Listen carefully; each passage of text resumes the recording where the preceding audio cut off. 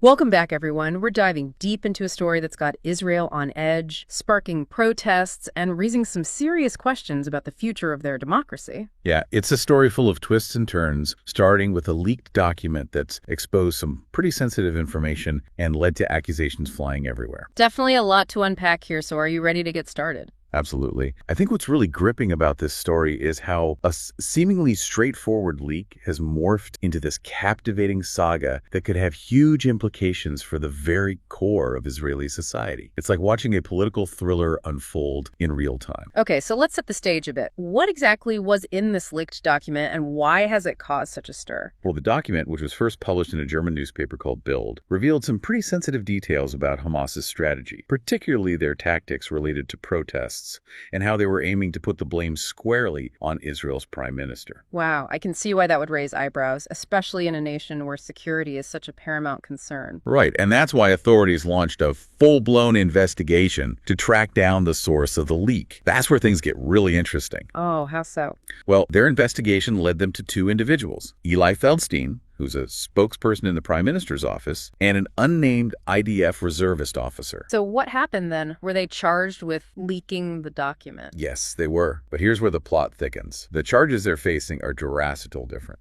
Now that's curious. What exactly are they being charged with? Well, Eli Feldstein is facing the most serious charge. He's being accused of providing classified information with the intent to harm national security. That sounds like a very heavy charge. It is. In fact, if convicted, he could be looking at a life sentence. A life sentence? That seems incredibly harsh for just leaking a document. Well, that's what the prosecution is arguing. They're claiming that Feldstein's actions were deliberate and calculated, aimed at actively damaging Israel's security. They're saying it goes far beyond just trying to embarrass someone. It's a matter of jeopardizing the entire country's safety. So they're painting him as a traitor. But what about the other individual involved, the IDF reservist? He's also facing charges, but they're much less severe. Nothing close to what Feldstein is dealing with. And this difference in the severity of the charges has really fueled the debate and public outcry surrounding this whole case. That makes sense. It almost implies different levels of culpability. So what's the defense's side of the story? How are they explaining Feldstein's actions? Well, that's where the narrative takes a fascinating turn. Feldstein's defense team is arguing that his motivations were actually patriotic. They're claiming he leaked the document because he believed that certain crucial information about Hamas was being withheld from the prime minister by specific individuals within the security apparatus. So essentially they're saying he felt compelled to act to make sure the prime minister had the full picture, like he was a whistleblower trying to protect the country. Exactly. They're painting him as a loyal citizen who felt he had a duty to act, even if it meant breaking some rules. They're arguing that he was trying to prevent a potential threat by ensuring the prime minister wasn't kept in the dark. Wow, that's a stark contrast to the prosecution's portrayal of him as a traitor. It's no wonder this case has captured so much attention. You have these two completely different narratives. It's like a real-life legal drama unfolding,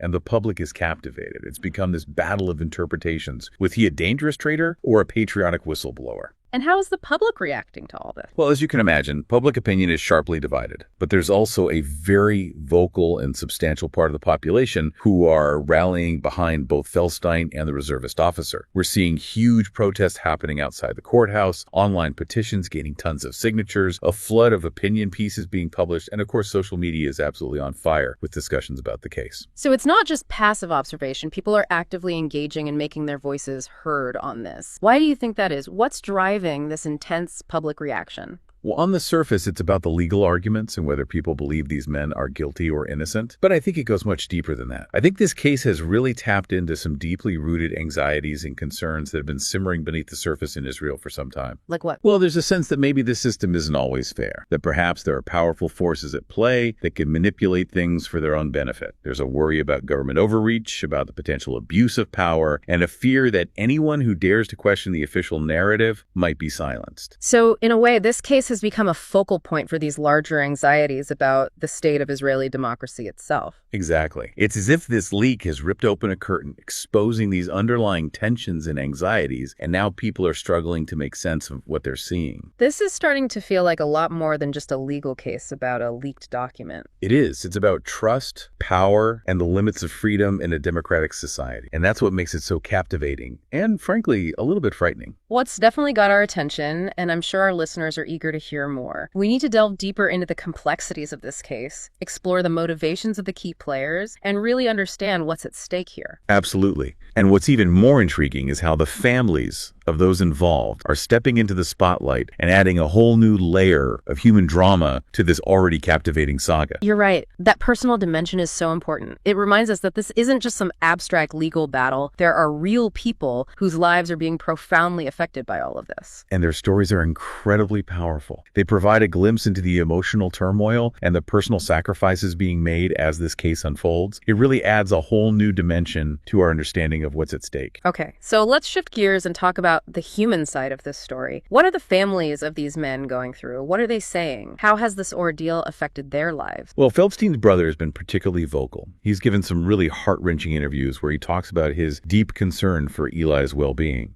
I can only imagine the stress and worry he must be feeling. Exactly, and he describes how Eli is being held in really harsh conditions, almost like he's some kind of terrorist. That's pretty disturbing. It is. He even worries about the psychological toll it's all taking on Eli. He paints this picture of his brother as a dedicated public servant, a loyal Israeli, and just can't fathom how he's ended up in this situation. It sounds like it's been really tough on the entire family. What about the IDF reservist family? Have they spoken out as well? Yes, his sister has been quite vocal too. She talks about her brother's unwavering commitment to serving the country, emphasizing that he would never do anything to intentionally harm Israel. It must be incredibly difficult for her to see her brother caught up in all of this. It is, and she really emphasizes his deep sense of patriotism, describing him as someone who's always put the safety and security of his fellow citizens first. It's really compelling testimony. It's a powerful reminder that behind all the legal arguments and political maneuvering, there are real people with families who are being deeply affected by this whole ordeal. Absolutely. And it adds a whole new layer of complexity to the case, because it's not just about abstract legal principles anymore.